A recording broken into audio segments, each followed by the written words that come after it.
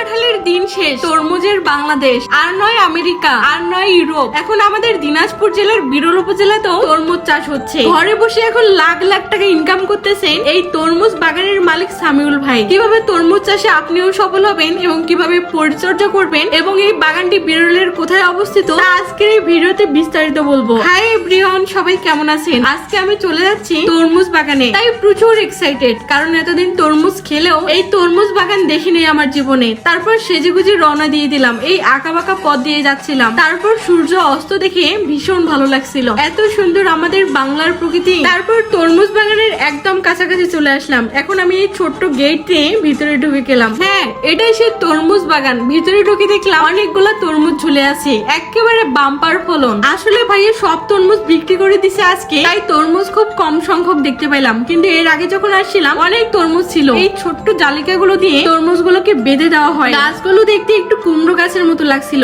মাটিতেও অনেক তরমুজ পড়েছিল। মাঝে মাঝে আমি ভাবছিলাম হয়তো এগুলা তরমুজ গাছ থেকে খুলে পড়ে আছে, কিন্তু পরে বুঝলাম আসলে এরা গাছের সাথে কানেক্টেড আছে। এই গাছগুলোকে অনেক যত্ন করা হয়, গাছের চারপাশে এরকম পলিথিন বিছিয়ে দেওয়া হয়। পুরো বাগান জুড়ে এরকম পলিথিন আছে। আপনারা তরমুজ চাষ করতে চাইলে অবশ্যই এই পদ্ধতি অবলম্বন করতে হবে। তারপর আমি একটা তরমুজ হাত দিয়ে শুয়ে দেখতেছিলাম। তারপর এই বাগানের মালিক সামিউল ভাই আসলো। উনি আমাদের পরিচিত ভাইয়া, খুব ভালো মনের একজন মানুষ, অনেক সহজ সরল একটা মানুষ বলতে পারেন। ভাইয়া বাগান থেকে তরমুজ কেটে দিল আমাকে। আমি বললাম আমিও একটা কাটবো, তাই আমিও একটা কাটলাম। ভাইয়া ক্যামেরার সামনে আসতে চায় না, নইলে তরমুজ বাগান সম্পর্কে অনেক কিছু জানানোর ইচ্ছে ছিল আপনাদের। তারপর আমি দুটো তরমুজ নিছি, যেহেতু বড়গুলা বিক্রি করছে, ছোটগুলো পড়েছিল, মিষ্টি হবে কিনা জানি না, তাই মাত্র দুইটাই নিলাম। তারপর একটা ব্যাগে ঢুকিয়ে বাড়ির উদ্দেশ্যে যাত্রা শুরু করলাম। যাওয়ার সময় রাস্তার ধারে এই সবজি বাগানগুলো দেখে কেন জানি নামতে ইচ্ছে করলো। চারপাশে এত পরিমাণ চিচিঙ্গা ধরেছে, এই ফার্স্ট টাইম একসাথে এত পরিমাণ চিচিঙ্গা দেখলাম। বাগানের কোথাও বাদ নাই। প্লাস পাশে একটা ঝিঙের বাগানও ছিল, প্রচুর পরিমাণ ধরেছে। পাশে দেখলাম